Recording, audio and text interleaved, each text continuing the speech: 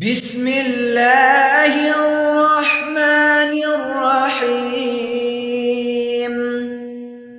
قل يا أيها الكافرون لا أعبد ما تعبدون